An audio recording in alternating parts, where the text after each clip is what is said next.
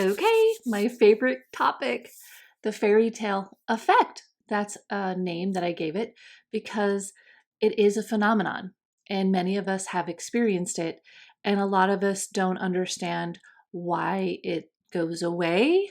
What is the deal with it? I've heard people say, well, when the fairy tale happens, you're not seeing the real person.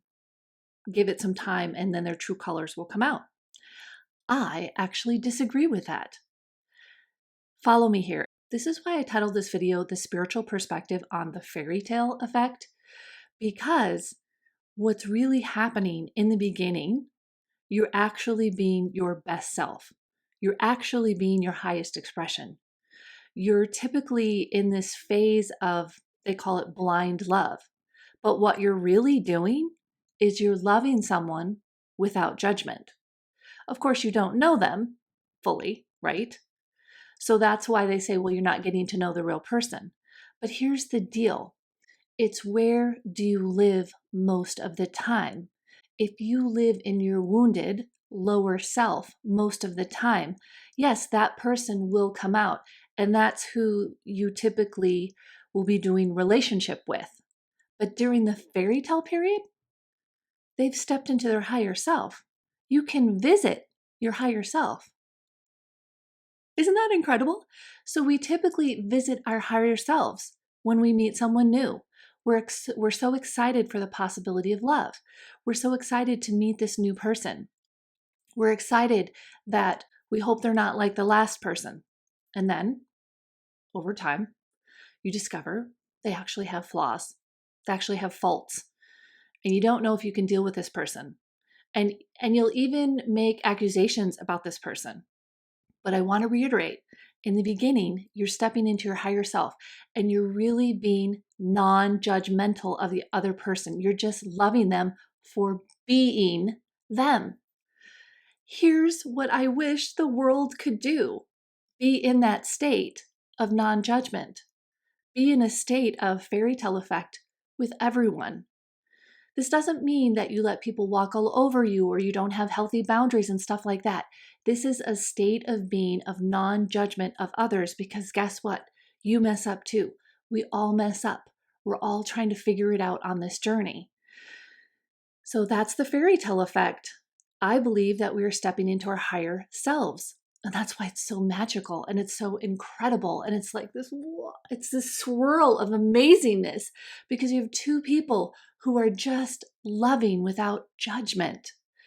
And then time goes on, and if you live in your lower self or you start visiting your lower self, your wounded self, your egoic self, that's not your higher self, you'll visit that person around, the person you just fell in love with, and they'll take notice and they won't like it. And they'll say, well, that's who they really are, this lower self. That's where they might really live. They might hang out there more than their higher self. But it was your love and your non-judgment in the beginning that caused everyone to rise and be this swirl of magical incredibleness. So the question is, how can we stay in that place? Well, work on you. Heal your stuff. Really, it's that simple. Because the more you do that work, I call it heart work, the more you can stay in your higher self. If you don't process your past, take a look at some of your weaknesses. We all have strengths and weaknesses, but they can be practiced and overcome to a large degree. I mean, we're on the journey to, the bar is high. Let's say perfection, but it's hard here. So we got to love each other and accept each other and offer support rather than condemnation. So I came up with a new phrase. Love and comfort of ourselves and others heals. Condemnation steals. Condemnation of yourself or anyone just steals love, joy, and peace. And I'm about love, joy, and peace. And the more love and joy and peace that I can create, the more we can create fairy tale moments. So life is really about creating fairy tale moments because life happens to everyone. Pain is everywhere. And I love the Buddhist phrase, Life has pain, but we choose whether we suffer. So we're not going to be able to stop pain in its tracks.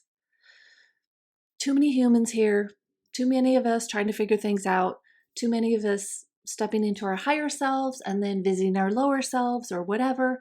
It's this conglomeration. So even to take a section of time on someone and have condemnation for them, hey, why don't you try some love and comfort and encouragement to that person instead of condemnation and see what happens? Because I learned that love, comfort, encouragement heals people. Just your presence of that helps someone heal. Now, for you overgivers out there, this is a big warning, all right? This doesn't mean you codepend and enable. Sometimes love looks like a tougher version, but the energy is an energy of non-judgment. It's a way of being non-judgmental. And it's a great place to be because people respond to non-judgment energy so positively, especially if you're dating. Let me tell you, if you're dating and you're not judging people, I have found that people fall in love with you quick. I even wrote a book discussing my incredible fairy tale. The ultimate fairy tale is about 10 years ago now. It took me a year to get over it. I wish I had someone like me around to help me explain this fairy tale effect and what was going on. But this was so devastating, so I had to write a whole book about it. It's actually quite entertaining, but there's a lot of spiritual kind of woven in there. And so, yeah, check it out. You can find it on Amazon. It's a rare energy these days, non-judgment energy. It's rare. And so it's quite special. But let's not make it rare anymore. Let's create fairy tales all over the place. Platonic fairy tales. And then if you're in a relationship already, try being non-judgmental to your partner. Try being loving and accepting. Try detaching from being, forcing them to be someone or to grow or to change. That energy feels like pressure.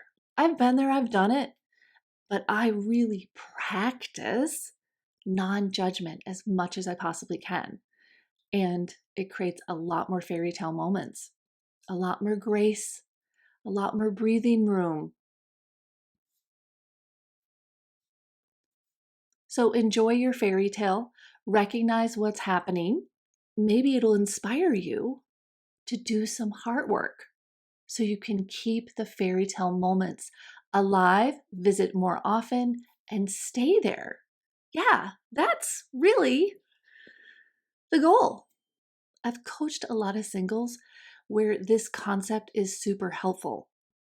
Then you know what's happening when you dive in really quickly with someone. I don't know that I recommend it because maybe you understand the concept and maybe you've been working hard on your higher self, but they might not understand the concept. And so when they see that you're actually flawed or that you visit your lower self, sometimes that's what we'll call flawed, when you visit your lower self and they see that, they can kind of freak out, especially if that behavior is anything like their ex. And I can guarantee it will be.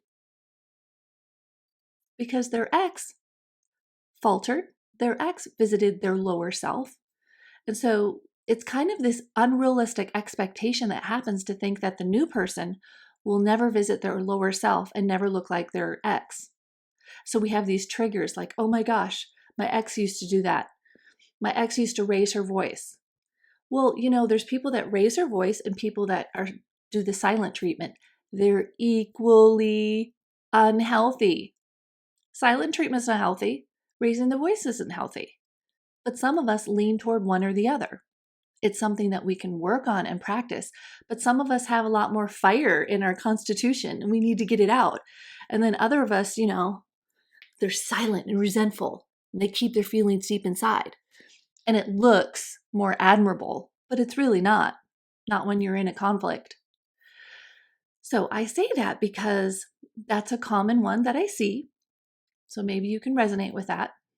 And yes, please check out my courses at heartworkuniversity.com/courses. And they're all up there. You can start transforming today. You can start your heart work today. Take your time, watch the videos, get a journal out, contact me. I'd love to coach you through them. Coaching is one more element that just really expands you. It can take you there fast. Okay, I think I've covered the fairy tale effect. Get out there and create some fairy tale moments by doing your heart work. Thank you so much for watching. Hope to see you next time.